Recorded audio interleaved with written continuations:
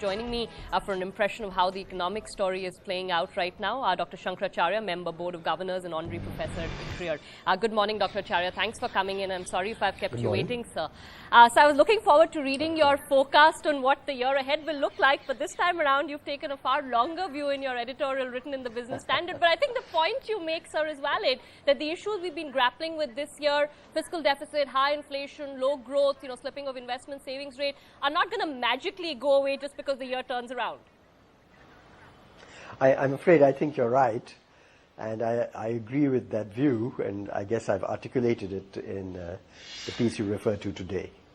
Let me pick on one of those issues, sir, and on the growth side, we've been looking at, of course, some of the higher frequency data that come in. There is a suggestion that next year you will see a bit of pickup in growth, some amount of rebound perhaps in investment only on account of, say, PSU starting to invest maybe, and, if some of these new measures like the NIB, etc., come into place. Are you optimistic about anything in terms of a pickup next year, sir? A little bit of pickup is entirely possible. And it's very difficult to predict that kind of, if you like, incremental pickup as to how much it will be or won't be. Obviously, a lot of investment banks nevertheless go ahead and predict it. I'm a little more, I guess, cautious on that.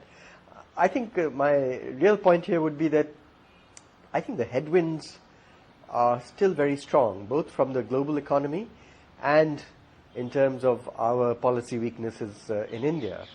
The kind of things you mentioned, the fiscal deficit looks like it's going to remain high this year. Next year is, as you know, pre-election year. It's hard to imagine anything significant being done by way of fiscal consolidation. All the other problems of which has brought investment levels down in the last 2 years in the Indian economy, most of them, I think, persist. And so, while one can look at one or two silver linings, there are several clouds still out there. So I guess my broad point would be that,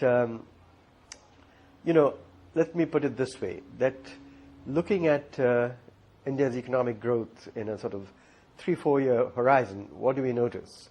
That we have tumbled from 9% 2 years ago to probably 5.5% this year. That's what most people think. And only 6.5% last year. Now, my sense is that we are going to be in this 5 to 7% range for another 2-3 years, probably, before we have a chance to break out.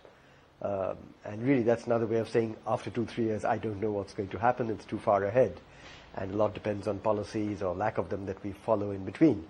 But I don't see us coming out of this 5 to 7% growth range for another couple of years.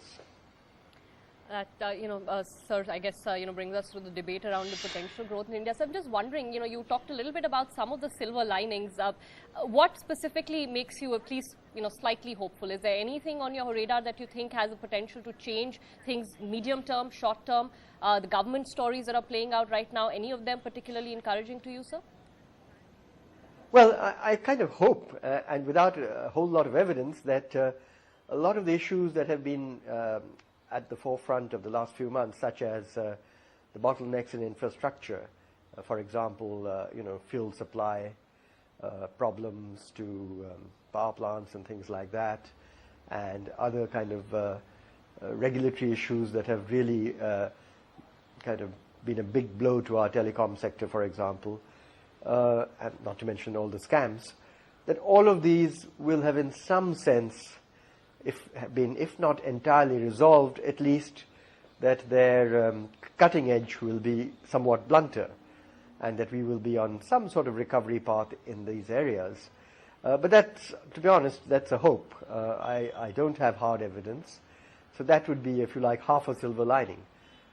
You pointed to public sector enterprises perhaps investing more in the coming months and perhaps next year. Again, that's possible. But again, I think at this stage it would have to be based more on kind of we know that the finance ministry is pressing for that, and but whether they actually will end up doing it is still, I think, an open question. So it's again another half a silver lining. So it's hard to kind of make a strong case for a significant recovery in our macroeconomic performance going into next year, at least in my view. So, if you want me to pick a number for next year, and it's really just picking a number, I would still think that growth will be in the 5.5% to 6% range next year. We're probably talking about inflation slightly less than this year. I'm very worried really about the continuation of our external deficits, the current account deficit, the trade deficits, and so forth. Somehow people don't seem to be too concerned about those, and I wonder why. Because the numbers continue to be large. It's now, I think, for 3 years in a row that we've exceeded 2.5% of GDP current account deficit. We've never done that before. So those would be in the nature of a dark cloud. Dr. Acharya, let me pick up on that point, because not only do people seem to be accepting of, the current account deficit, even the fiscal deficit, it almost seems like there's a strange acceptance of the levels that we are running right now. At least the bond market doesn't seem particularly worried about it, because the RBI has been, sort of providing the liquidity comfort there. Rating agencies were sounding a lot more worried earlier in the year. Now they're saying 5.8 to 6% for this year's deficit would not be a ratings trigger, and they're acknowledging that even next year the ability to, bring in fiscal consolidation is limited.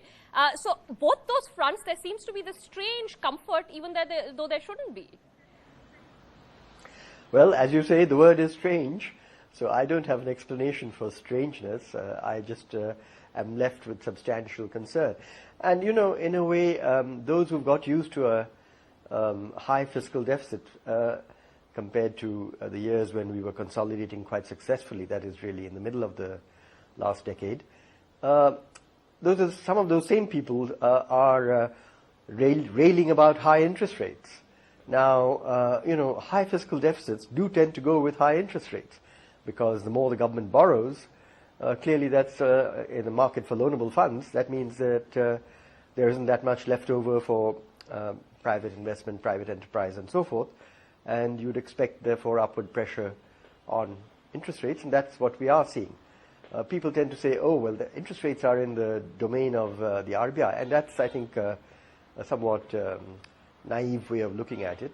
All that the RBI controls is the overnight rate on the repo or reverse repo. And while those have some influence, clearly that influence is highly constrained by what's happening in the medium and long-term market for funds. Absolutely. Dr. Acharya, I have time for one last question, and I want to focus it on inflation. How are you seeing the inflation story right now? I'm just, throwing a thought out there in the context of what, say, central banks like the Fed have been doing. Does the RBI also need to sort of set a clearer medium-term objective on inflation, if nothing else, to control inflationary expectations, sir? Yeah, I don't know that whether the RBI's putting a number is going to be all that helpful. I mean, it might not hurt, but I don't have a strong view on that. The fact, as you know, is that the latest CPI number is still talking about, 9.9, basically 10%, which is uncomfortably high. And this is really, we are now into our fourth year of uncomfortably high inflation rates. And that, too, is, I think, a novel feature. Now, again, why there isn't more, if you like, backlash of a popular nature against such high inflation rates, to some extent is a puzzle. Part of the puzzle, I guess, is solved by the fact that more people have had increases in their own nominal incomes, whether these be in the rural sector or urban sector. But some of that may begin to taper off, I suspect, in the months ahead, in which case I think if inflation stays high, it's going to be a problem. Fair enough, Dr. Acharya. It's always a pleasure speaking to you, sir. Many thanks for coming in, and if we don't see you before the new year, Happy New Year to you. India's #1 news app just got even better. Download NDTV's new app. Fully optimized for Retina display. Full screen view. Faster response time. And Sudoku. NDTV's new iPad app. Download now.